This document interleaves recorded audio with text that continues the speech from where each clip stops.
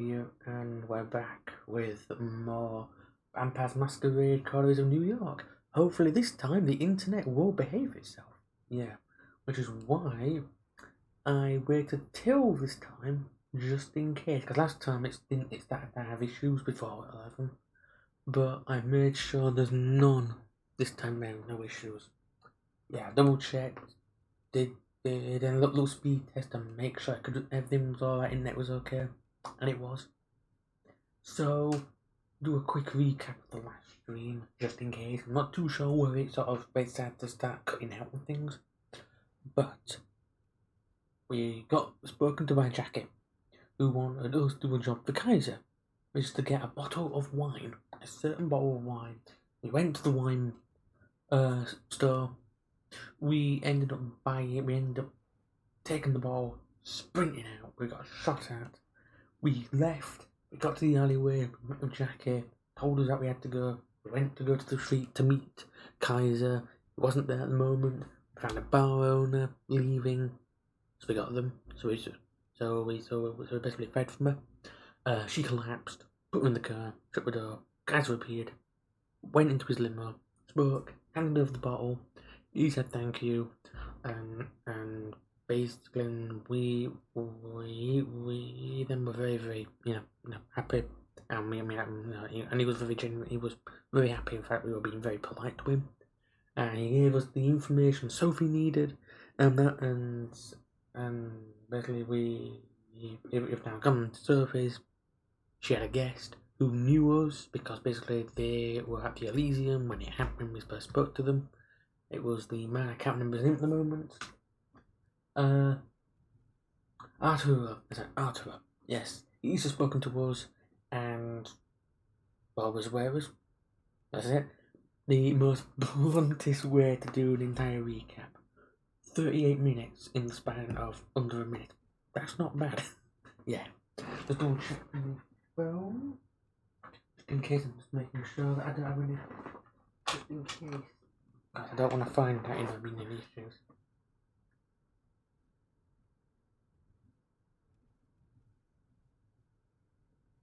There we go. Aha! Hello. Right, I have just done a 38-minute recap in under a minute. Of giving basically little lines of what happened. So, I think this was where it sort of cut out, I think. Hopefully it's up there, yeah. Okay. He gives you a slight smile, so he drives on the door for Arturo. Guest steps out with a single wave of his hand towards his host and you. The door closes. Hopeful with fingers crossed he was behind the door at the same time. Oh, yes. This was where right. Straight off the bat, number 1, number 2, and number 3. Oh yes, before I forget, and this actually involves us a little bit, I am going to be redoing the silicon mold thing for dice tomorrow. Yeah, I want to have another attempt because I think I know where I went wrong.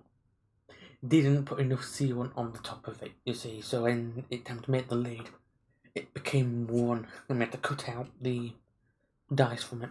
Yeah, but got sorted out now, so hopefully tomorrow we can do the first bit, day after do the next bit, because it seems like the rest of it worked. Yeah. Oh yeah. He's quite the character, isn't he? Yes, quite.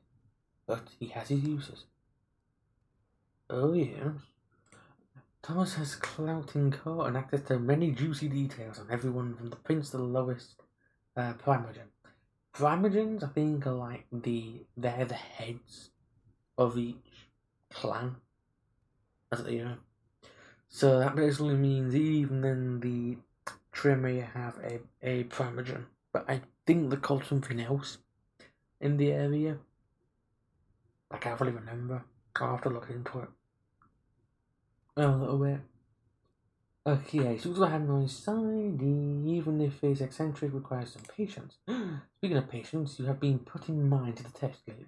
Did you manage to contract Kaiser and I what I asked for?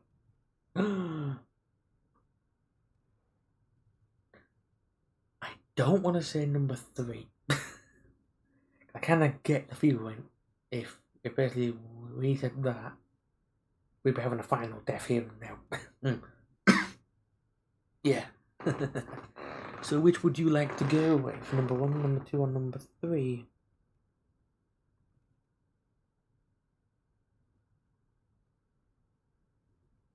Oh. Alright. There we go.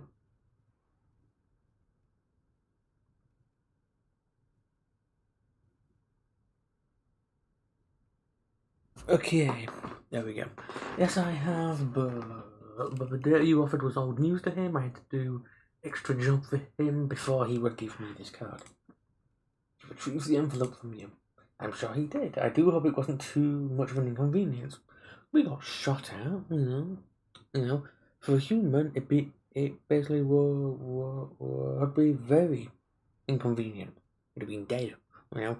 But luckily for us, we're a vampire. We're already undead, so what not much of a bother. Alright, number 1, number 2, number 3. Number 1, I had to retrieve a bottle for him. Number 2, I had to deal with his servant first. And number 3, he's just a huge prick. So you get to pick which one.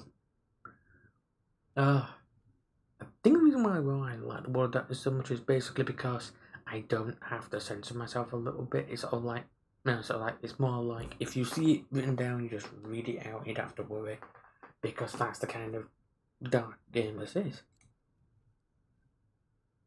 There we go. She chuckles. Phew. Well, only thing I wanted you to deal with him. Oh, charming. That's why. Alright, I appreciate your sacrifice, I really do. Do you really? She opens the envelope and looks at the card. You notice the same lettering you saw on Kaiser's note from before, but can't see the details. Her eyes widen. Yes, exactly. I need coins and favours. I would likely be busy for the next few nights. You have my permission to show some initiative, my dear charge. I will contact you soon. Oh, yes. With that, Sophie ushers you outside. You are left to do with the rest of the night hours are yours. Oh, who the heck is that? All right. What would you like? Would you like us to go see D'Angelo, or would you like us to see Agathon? I don't mind which one. There's another new face though, someone I've never seen before on here actually. I will say this though, my Blue one was going towards Hope. My Blue one. Okay, Agathon is Mr. Tremere. On my visit to the Chantry of the Five Boroughs, and to Agathon, who started to be surrounded by a smell of danger. Ooh. I wouldn't know. I think the furthest I reached was night 3 was my Bruja, but then I got sidetracked. Yeah, we're doing the Bloodlines things at the time as well. It was back a year or 2 back though, when I was doing more Bloodlines. Oh, little bell. One of these nights you'll have to buy something. You reflect as you ring the doorbell of the occult bookstore that serves as Agathon's haven. Perhaps something about Auras of the Terror. There, actually, I do speak to you about something. But I also need to look into it as well. The same sleep-deprived blonde woman you saw on your first visit opened the door for you. Each kindred has their own servants, and Agathon seems to go with the tired Wiccan mum type. I don't know. Their silhouette outline is really good, but at the same time, it adds a little bit of like eeriness to it, because it does look like nothing at all. Like nothing is there at all. Actually, like a shadow. The woman disappears into the back room, even as you close the door behind you, lacking any better direction, and make your way up the stairs. Oh, that's a freaky mummy. That's a freaky mummy right there. At first you thought the chanting was part of the ritual soundtrack that plays in the shop even at night. As you reach the second floor, you realize it's Agathon's voice. You go upstairs just in time to see him standing in the middle of his ritual paraphernalia. Yeah, my throat's a little sore. Don't know why though. Don't know why. With his wrist cut open over a wrought iron stand holding a blood red stone. Ooh. As Agathon chants, blood drips from the wound on his wrist onto the stone. It looks like as if it is absorbing it.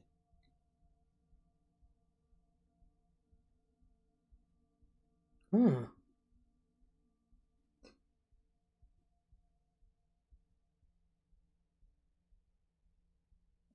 There we go. What do you mean, paraphernalia?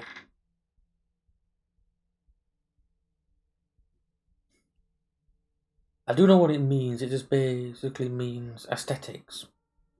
You know, just like there's like items from a certain time, like for instance, war, paraphernalia. I know what it means. I just can't say it at the moment. It's probably not a good idea to interrupt blood rituals, so you wait inside for as Agathon finishes. A few minutes later, he opens his eyes and smiles ruefully. I've done so many of these rituals, I hope it's not too off-putting for you. No. I'm used to seeing blood every now and then. Agathon smears a bit of his own blood over the wound, and you see it close. It looks like he did this so often he barely pays attention to it anymore. Yeah, I felt like that earlier when I caught my finger on the little serrated edge of the tinfoil box. I felt similar to that. You just get so used to it, you just feel the sting but nothing else. And again, it was cold, so after that. Alright. Which one? Number 1, I'm cool. Number 2, it's icky. Or number 3, aren't vampires supposed to be into blood?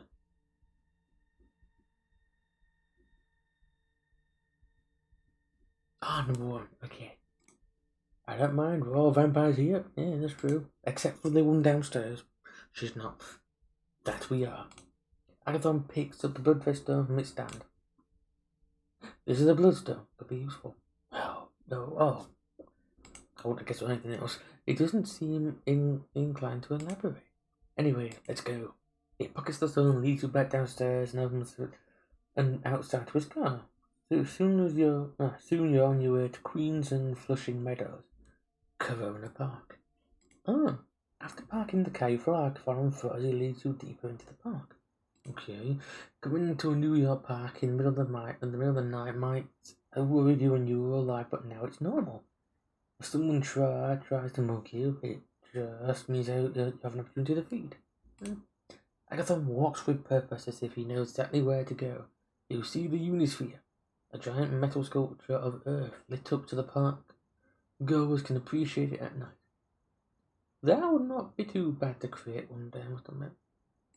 Well, no.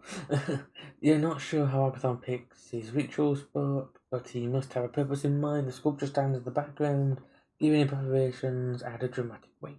Stand watch while I perform ritual. It'll reveal wherever the notes we seek are here. I'll lose control of the incantation if you fail to keep me free of distractions. Okay? Doesn't look there are many people around to settle in for a boring half hour whilst Agathon mumbles and makes strange gestures, spilling drops of his blood at regular intervals. From the outside, the ritual is nothing particularly flashy. Agathon repeats a mantra under his breath and walks with measured steps until he stops and turns around, walking back. It looks as if there has an invisible structure he must follow, unseen patterns and limits governing his movements. As choreographers go, it doesn't look too particularly difficult to learn, but you suspect there's hidden dimensions of skill and understanding involved. Yeah, that's true. A lone drunk woman was towards you. Had to say what she's doing in the bar. She's a little older, white, dressed in suburban divorcee. What's your friend doing? He's kind of hot. The woman's words are slurred by alcohol and strings have decided you this evening's entertainment. Hey, you stop being weird and talk to me, alright? The woman seems determined to walk past you towards Agathon, as looks like just the kind of introduction I was worried about. Shall we do number 1 or discipline dominates? Would you like to dominate her? It's the only word I can think of at the time. You wish to dominate. Okay, I'd roll, but yeah. You walk up to the woman, look deeply into her eye. Run away. The woman looks at you in wide-eyed, turns around and takes the few running steps. She's too to stay upright, stumbles onto the ground, confused and scared. Suddenly you hear a scream of rage, starting to turn around, just now back on. See Agatha running to the woman on the ground. His expression contrasts with hatred. Did the woman make enough noise to fear victory, or didn't then rise in such a rage? Shall we intervene, or shall we not intervene? What? But you're the one that dumped her. I'm making sure to make that one. Intervene. You step between Agatha and the woman. Lift your hands up and attempt to calm him down. He's not a bear, you know. It's not going to make him any better. What are you doing? This is not you, Agathon. Agathon looks at you, wild-eyed for a second. You sure he'll attack you. You see him tensing for a punch. Suddenly he snaps out of it, shaking his head, looking at Teffa drunk woman in disgust and embarrassment. Thank you. I'm so sorry you had to see that. I don't usually lose control. Okay. I see. If you say so. Right. Number 1. What was that outburst? Number 2. Sorry to break a bit short. And number 3. You looked worried. Ow! I just cracked my knuckle again. Ha ha ha ha ha. You looked worried. This doesn't happen in the ritual. No, the ritual, one of my walls was triggered.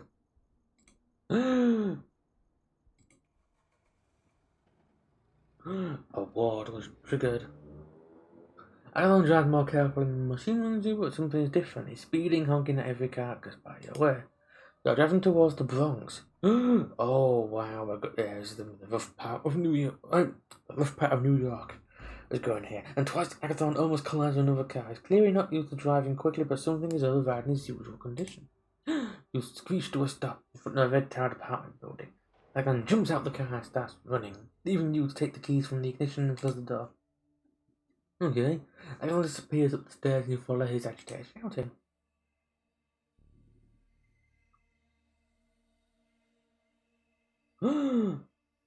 What? Abulia, it's me, Jerry. Oh? If this is someone from his... This might be... I'm going to take a wild tap in the dark. I'm going to guess this is his touchstone. I'm just guessing that it's going to be his touchstone. Maybe. I'm only guessing, so I don't know. You get on the 5th floor landing after the run that would have left your mortal self winded to find Agathon banging on the round door, fiddling with his keyring. A few of the neighbours put their heads out in the hallway, but nobody intervenes. That's the New York spirit. Agathon finds the right key and slams the door open, running inside. You follow, entering what looks like a home of an old Mexican lady. There are portraits of the mantelpiece and a crucifix on the wall. Oh.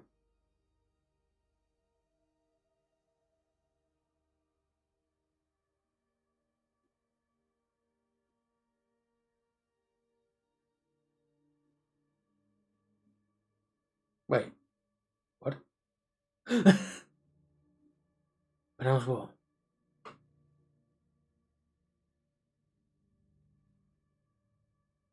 What?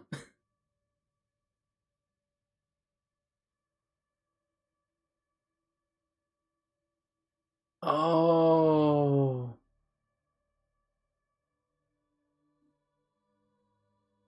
Wait, what do you mean by DC? Just so I know. Oh. Okay. I'm just making sure, so, because, you know, because I am not the best in the world. Oh, alright. Alright, let me have a listen, just in case.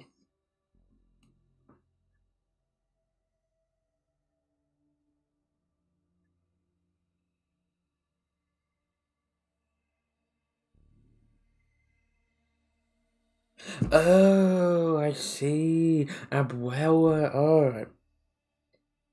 Alright, you learn something new every day. Alright, so it's Abuela. So this is his touchstone. This is gone down. Abuela. Okay. Abuela. Must remember that. The apartment smells musty, with old age, and you detect the faint odour of vampiric blood. Sylvia, where are thee? No, where are you? Not are thee. Slipped into a bit of, what's it called, Shakespeare then?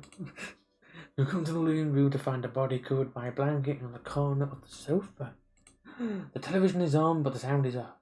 It looks like a Spanish language channel. Oh. Agathon tears the blanket and pulls away in panic. He feels no one waking up in a very-eyed confusion. Oh. Javi? Javi. Is it Javi or Javi? Do you pronounce the J as a J or do you pronounce it as a H, like Javi or Javi? But I do remember something about it. Ah, because that one I did know about. Yeah, that one I did actually have some memory of. Javi, why are you buzzing like this? Who's your friend? That's what I'm wondering actually. You're alive, Abuela. Agathon hugs the old lady and turns to you. Yeah, that one, that I did kind of remember. I did remember that from something. Yeah, from Juan. That's how I remembered it, from Juan. Yeah, the name Juan. That's what it was. Yeah. You'll have to introduce yourself. I'll check the ward. Something triggered them and I have to see if they're still awake. Sylvia snuggled deeper into her blanket. This is vampire business, isn't it? Always when there's trouble, it's the vampires. You stare at her, startled. Clearly the masquerade hasn't held in this household. Shall we play down the trouble? Turn it into a joke? Or shall we be honest? Well, shall we be honest with the nice old lady? Okay, we'll be honest. We'll tell her. Yes, Agathon's worried someone wants to hurt you. Anyway, I'm Amanda. You must be his grandmother. Nobody wants to hurt me. Don't be silly. He's always worrying, that boy. This is about the girl who came to visit. I can tell him. Javi was never good at keeping secrets. So much like his mother. You hear Agathon rummaging around the small apartments, almost as if he's scratching at something on the wall. Yes. Some vampires, and this is also something that happens in the Werewolf the Apocalypse one, and even in the Hunt of the Reckoning, you can actually have a pseudonym. So pretty much a name you're given when you take on that way of life and things like that. So it did surprise me actually that Agathon's real name is actually Heavy. Yeah. But yeah, it can happen like that. It's something that can tend to happen. He's always doing that, writing on the walls with blood, making runes. I tell him to cover them up with the photos. Ah. Oh. I thought that seemed familiar from something. Oh, Javier. Alright. I am covering the photos and the painting, but you won't listen. I have to do it myself. That explains the faint smell of vampire blood in the apartment. Otherwise, how can I invite friends for tea? They'll ask questions if I have rooms all on my wall. It doesn't look like a Christian home anymore. Number 1, the girl who visited. Was her name Juno? Number 2, what did she want? And number 3, what did she talk about? Ah. The girl who was here earlier. Was her name Juno? Yes, that's right. A pretty name, I suppose. She was just the kind of girl Agathon used to fall for. She was a vampire too, I expect. The fact that I get the feeling she's the kind of old lady that just basically if a vampire did come in to hurt her, she would absolutely beat up the vampire with her bare hands and this be completely fine. And Juno's the Roman version for Hera. Oh, right.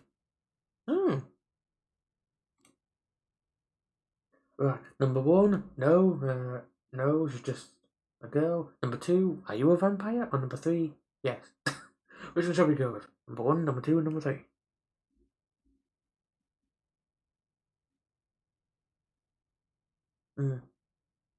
Number 2. You're not a vampire too, are you? The private gesture and Sylvia laughs uproariously, mirth convulsing her eyes for him.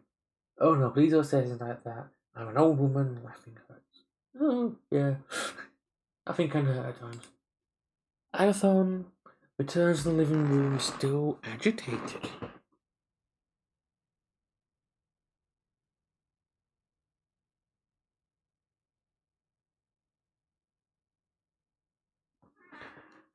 Oh, right. She wanted to send a message, but don't let her find the notes first, she'll hurt my abois. He glances meaningfully at the old woman. No, she won't. She gave me a message for you, Harry. She said to think very carefully whether your clan will really protect your loved one. Agathon stares at Sylvia, stunned and confused. She was here to tell me that. Maybe that's good. It doesn't sound like she wants to hurt you. She was a nice girl, I can tell. Oh, Abuela, Amanda, let's go. Alright, this is all we can do here. So this is definitely... Oh, I can't remember. Oh, I need to try... Clever, that's it, yeah. Is it clever or cleaver? I don't know. It's the predatory type where you keep your family and you just feed from them and friends. It's a good thing about, but he doesn't do that. You know. You say your goodbyes and soon you're back outside, sitting in Agathon's car. What a catastrophe. To think Juno was there. The walls triggered when a vampire entered the perimeter, so Juno was there just as I was doing the ritual in the park. Ah, that's true. I'll take you to your haven. Yay! Agathon starts the car and begins to drive towards Manhattan. He appears agitated, emotions coursing under his stoic face. Which one shall we talk about? His grandmother? The masquerade? Or the message?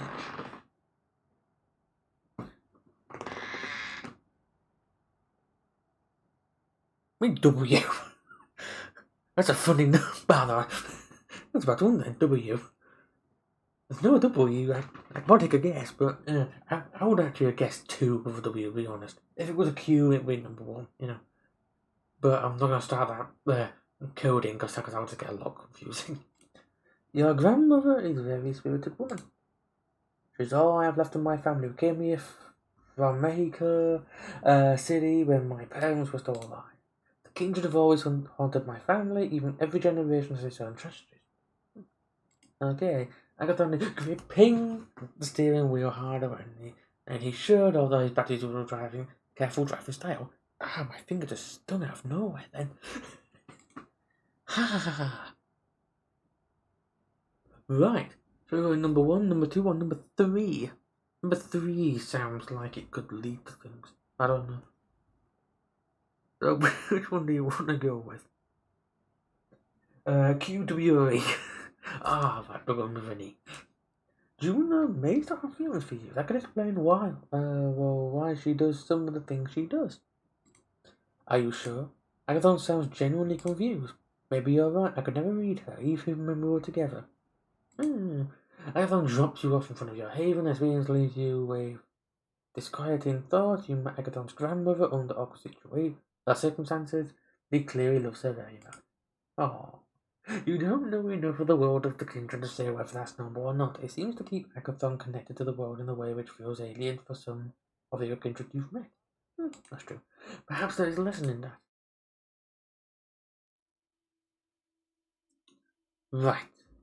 Let's rest up and then we'll go for D'Angelo. Because I don't know if we do another one, will that end up making us die in the sun? I don't know, that's why I'm being very careful with this. Because I'm not too sure what happens if we do it that close to sunlight.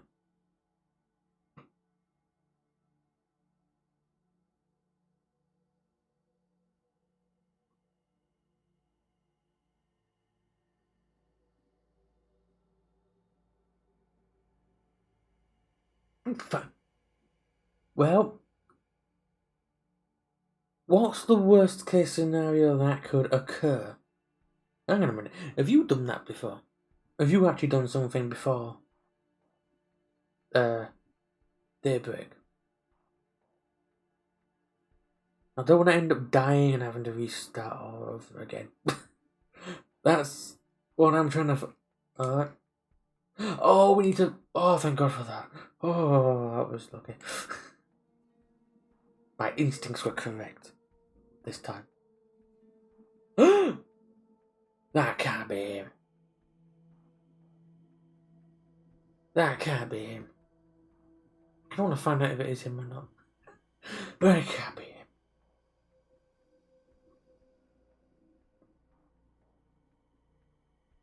Is this New York Chunk? I don't know. I don't want to know that. I don't know. Which one should we go for?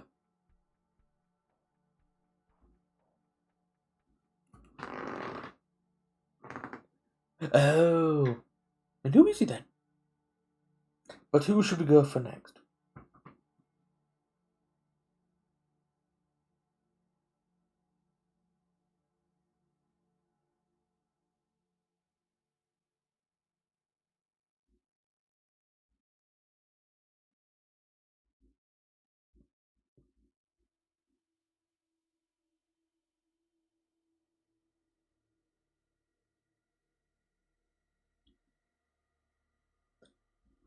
Let's click and find out.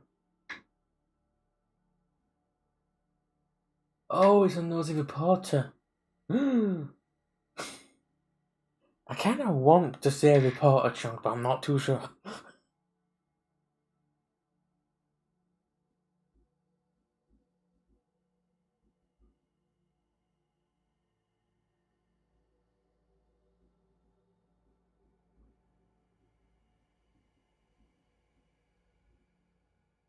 So, should we do this one as a little fun side thing? And then do like D'Angelo, maybe? You can pick this one if you want.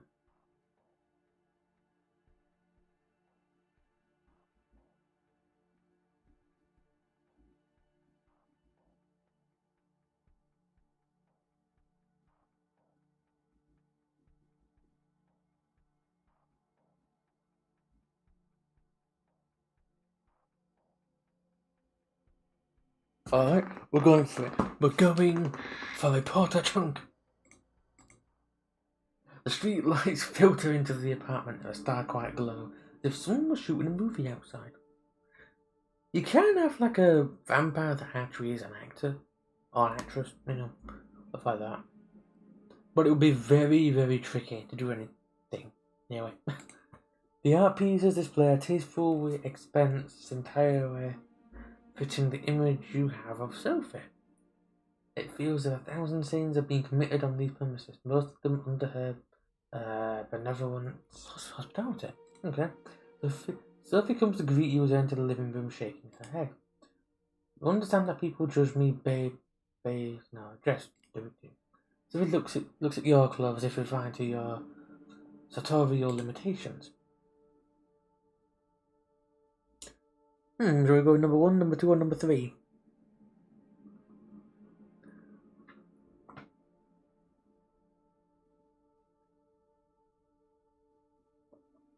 I'm keeping a very close eye of my stream, by the way.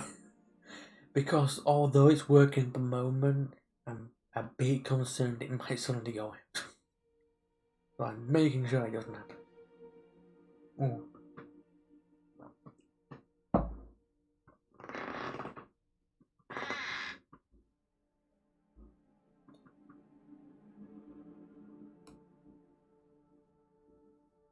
Which one should we do?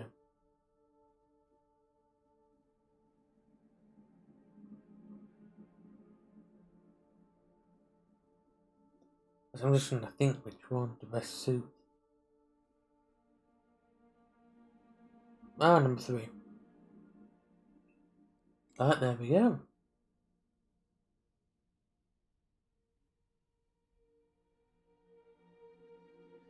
I know, I don't think there's to worry about than shopping for clothes. There is actually downtime in Mammoth Masquerade. But I'm not too sure how it fully works, because I think there's a bit more to it. I've had other things to worry about than shopping for clothes. I don't know. Sophie walks to the window and looks outside. The streetlights playing on her features. She reminds you of a queen come contemplating the unfortunate limitations of her subjects. You'd think that's a vampire, at least we wouldn't have to worry about the vultures of the press. Unfortunately, when you have the power and ability, there's always parasites trying to feed from you. That's true. So number 1, is there a reporter after you? Number 2, I used to have a journalist friend. Or number 3, I'll go beat the bastard up. Either one of them will work really well.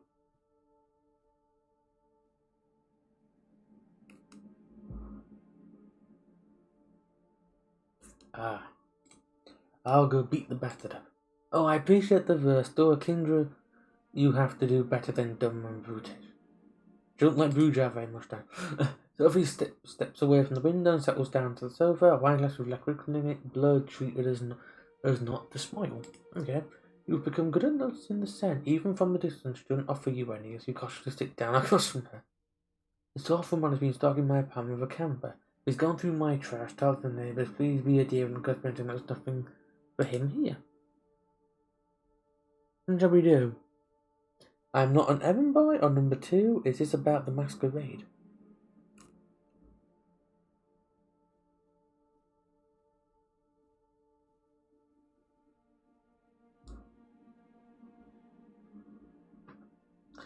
Forget to pick. Oh, number 2. It's about the masquerade, the big deal for us, right? Indeed, you're learning. Thank you. Oh, straight for another one. Number 1, isn't this dangerous? Number 2, isn't this unavoidable? Or number 3, this will happen often. So we get to pick again. Yeah. I'm probably streaming until midnight or until when I've done an hour because this is just catching up from yesterday. It was meant to be a 2-hour stream, roughly, or an hour and a half stream, but never ended up occurring because they never end down. Yeah, that's what this is. So this is just part 2 of the last stream. Yeah. Number 2, isn't this unavoidable when we fake mortal lives? Do you really think you can tell me how to live? No, you're not alive. No, you're undeaf. We can tell you how to undeath.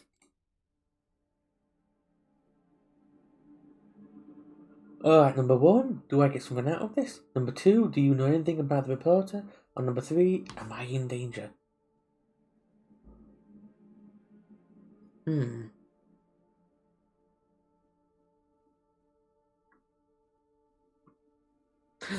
2. Do you know anything about reporter? Man, woman, young, old, anything like that?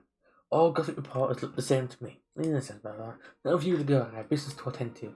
You leave the apartment and Sophie disappears into another room. You don't have a clear idea of the game she plays with the city's mortals and immortal powers, structures, but she always seems to be making a move. Oh. Outside the street is a slight warm drizzle, the kind that gets under your clothes and makes you want to take a shower when you get back to your own haven. No reporters immediately jump out at you. Choose with number 1, investigate the area, or number 2, stay put and keep an eye out.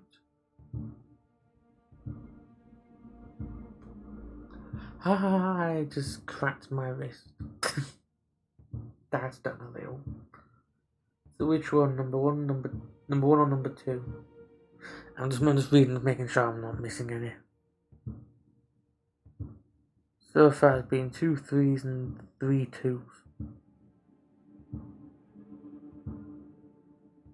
You can probably hear the game sound on that. Oh, number 1, okay. I'm taking down the volume a little bit because I get to get the feeling. It's picking up the sound from the game as well. Alright, you start at the basics of investigative work. Oh, that's what we've been learning from D'Angelo. We should be good at this by now. You asked for part of the bodega. Oh, bodega around the corner. The homeless man sleeping in a nearby doorway, and the doorman of another building. Whether they seen anything strange. Detective work produces results. You get a description of a man who sounds like a reporter. Older, overweight, pasted in bad physical condition for a professional camera. This is just cameraman chunk. Once you know what you're looking for, it's not difficult. You spot a man who matches the description and follow him. You enter an alley, a dark, dingy space between 2 tall buildings. Well, yeah, that's what an alley usually is. Once upon a time, a place like this might have. Oh, I'm sorry, I don't know what. But I worried you, but you think of nuggets and rounds. Now it's clear the most dangerous thing here is you. That's true. The man you are following seems to realise this too. He holds his camera in front of him like a shield. Its heavy objective respect resting in his punch. With a start, you recognise him.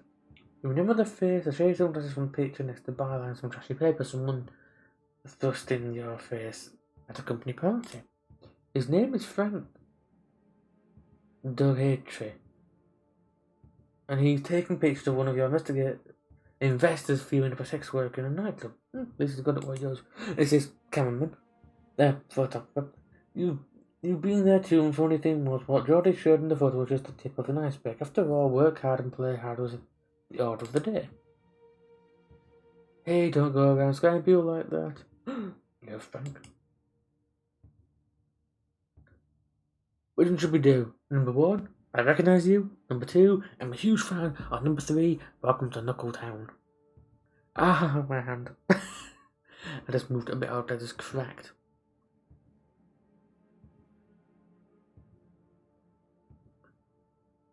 Oh, Doherty.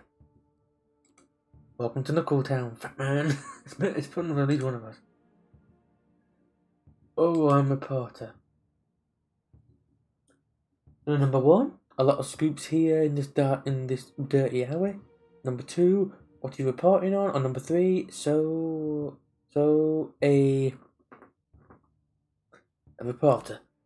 Yes, I hurt my knuckle. I moved it oddly and just cracked it, so yes. A lot of scoops here in this dirty alley. You can't be a journalist if you're not willing to get your hands dirty. True. So, do you live here? I'm working on a story about a local resident. Her name is Sophie Langley. Everyone knows her in high society circles.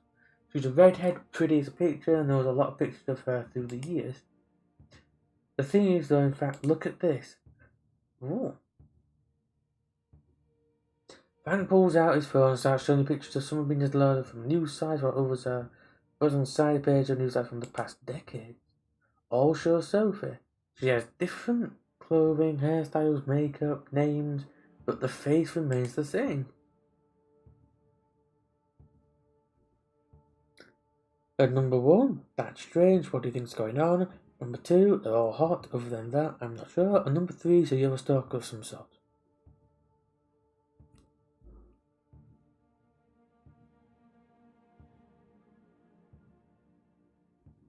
That London. They're all hot, other than that, I'm not sure. Come on, look at the faces. Always the same.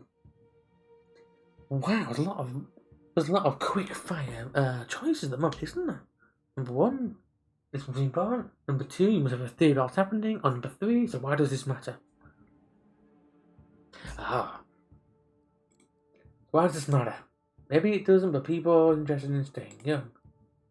True. 3 words, extreme plastic surgery. Other celebrities do it, only her doctor is better than the rest.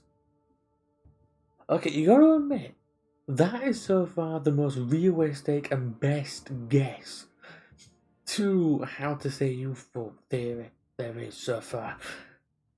You look critically at the photos on Frank's phone.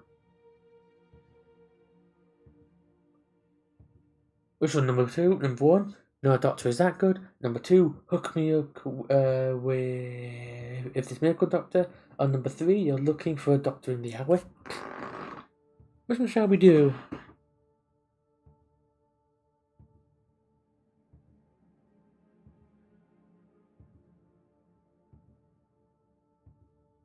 Oh, number 3 again. Okay.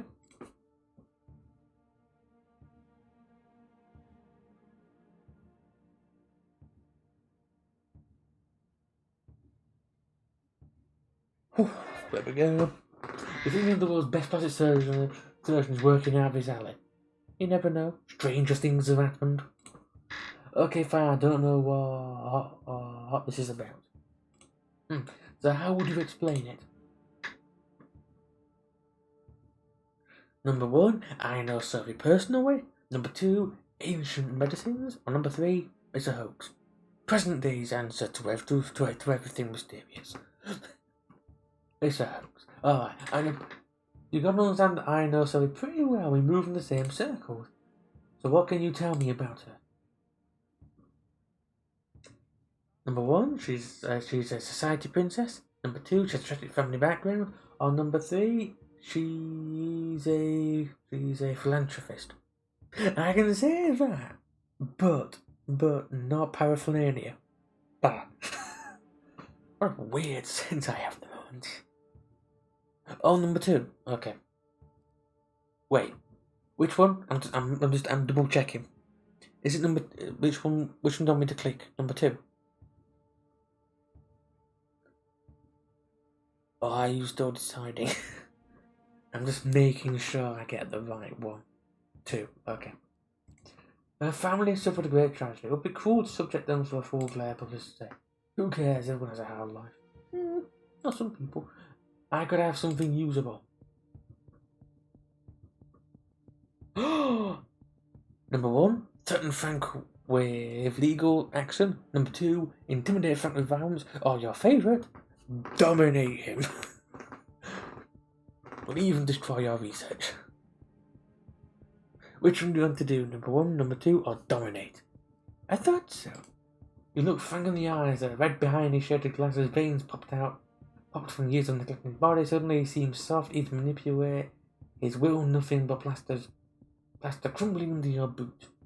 That sounds more questionable than you think. Go home, destroy the research on on Sophie Langley. That was a bit of a lay dance. As if a great gaze takes over Frank's mind, he feels less than a person and more like an automaton. A machine you can program. Perhaps this is why all the vampires are said to think of humans as nothing but animals. How can you consider someone a thinking person with free will when you can override them at any moment? True. Frank is mumbling, fondling his camera, inches away from you, the engine of the camera. He looks sad and worn as he goes. A man who used to be something, now just a shell. It feels almost embarrassing to use the power of your blood on someone so weak. At least you're pretty sure he'll stay away. Okay, we can probably do one more thing tonight, and then the rest. Would you like to do the Angela, or would you like to do Heavy?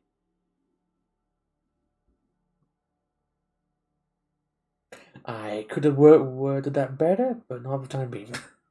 Which one would you like to do at the moment? I see, you want to do Heavy. Okay. The final confrontation between Agathon and Juno is getting near. An Isling's Sturbridge High. Yes. Let's do Heavy tonight. High Regent of the Chancery of the Five Boroughs of New York is impatient to see the results. Okay. I get the feeling we're near the end of his missions, aren't we? You're in your haven and someone knocks on your front door. Puzzled, open it. Harry stands in the hallway expectantly, as if the 10 seconds it took for you to come to the door was an impossible imposition. Glad to know. How did he find us? What? You want to do Harry, so you know. Number two. Is your grandmother okay? That's a good answer. How's your grandmother? Is everything okay with her? Agathon looks at you in obvious surprise. Yes, she's fine. Juno didn't go back. Thank you for asking. You see, he's polite. You follow Agathon down the street, wondering what kind of revelations tonight will hold. So far, Agathon's rituals haven't been successful at locating the research now, but you've learned a lot about the Tremere and Agathon himself. If you say so. This time I've got it. The problem is an old vampire disappears even from our clan. We're so secretive that it's hard for us to find out what they were up to. Callum's car is parked at the curb. You get in and he starts to drive. Okay, you may have guessed that the notes we're looking for belong to an old member of our house. The problem is that we need them to continue their research. Number one, number two, number three. Number one, what is your research about? Number two, who's your missing clanmate? And number three, why does Juno need to know?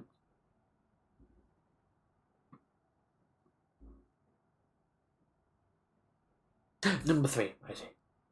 Why does Juno want one knows as you go into the research. Agatha looks at you unconcerned before returning his eyes to the road ahead. I don't know, but I can guess. You wait for him to continue, but he doesn't seem inclined to do so. You're getting used to sitting in Agathon's car in silence. He drives, you look out the window, back to Queens. Eventually, you roll up the industrial area called Willets Point. Oh, Willets Point again! It doesn't really look like a place where blood sorcery would hang out. Oh, sorcerer would hang out, yeah. Agathon passed the car, passed in front of a car repair shop that looks like it's been seen better days. There's huge puddles of water in the road and car wrecks strewn about. Oh, it's here again! This is where we came last.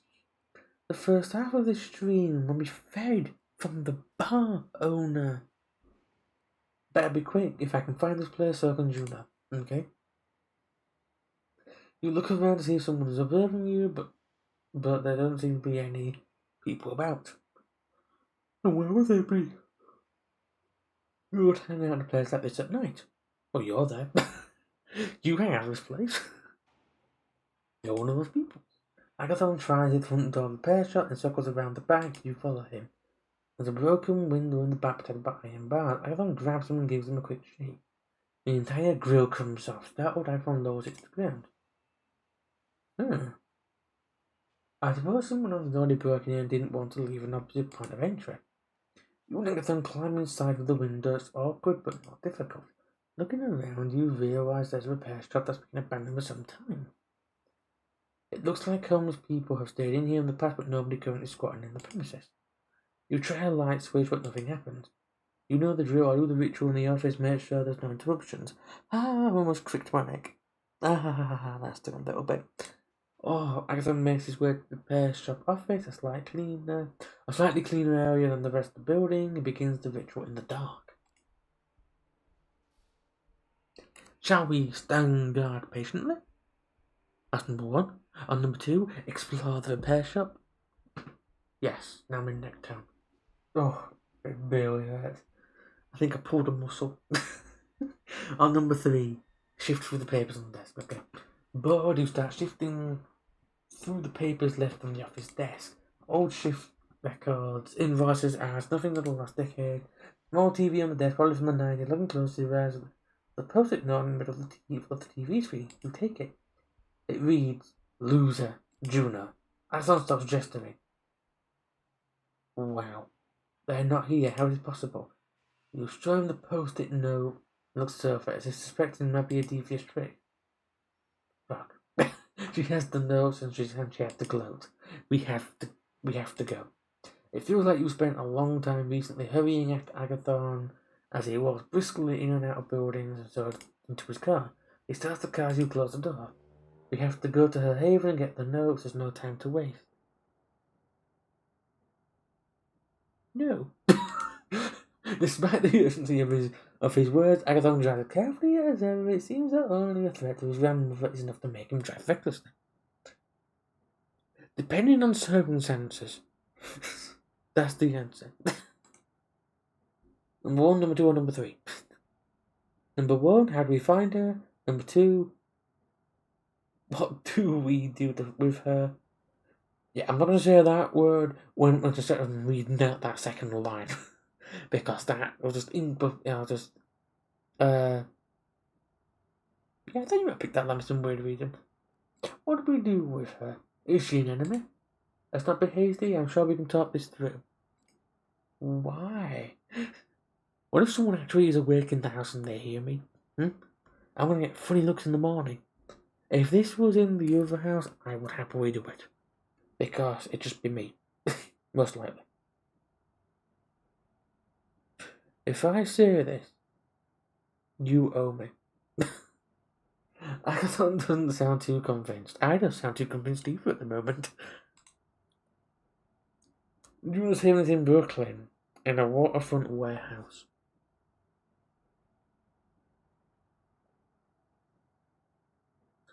True. Alright. If it pleases you. Which, if it does, I'll have to raise some questions with you later on. But yes, if it pleases you, okay. Fuck. Is that better for you? I'm not gonna say it too loud because I get the feeling someone is awake. But I'll move closer to the microphone. Okay, is this loud? Thank you. I don't know what to say now. I'll say it, we're all done with. Fuck. There. Happy? I said it close to the microphone. You want me to clip me saying that word for you? Alright. I'm not For anyone else who's watching this stream, I rarely swear. The only real times I've sworn is been doing Bloodlines games, so basically the World of Darkness games. It's very rare I swear any other time.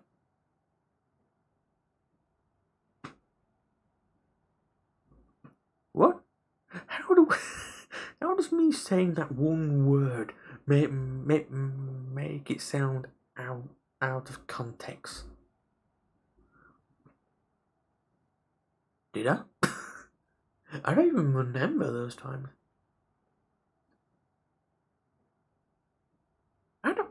I honestly do not remember them times. Huh. I really don't remember. I really do not remember them times. That means completely serious. I can drive through Brooklyn. This one, I take advantages of being undead. Moving at night, traffic is much lighter than you wanted to zoom around the 5 boroughs during rush hour.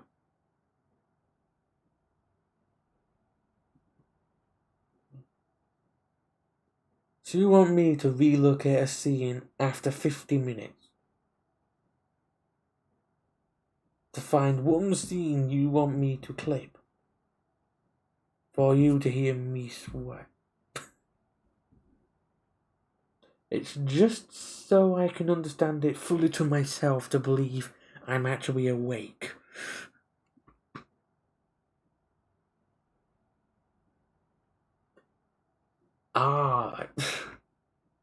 I may need to have my memory jogged. Just let you know that one. I just need to scratch my face then. Back in the car, Agathon pulls to a light coming from an otherwise dark yellow brick warehouse. Huh. That's her. Let's go in. Number 1.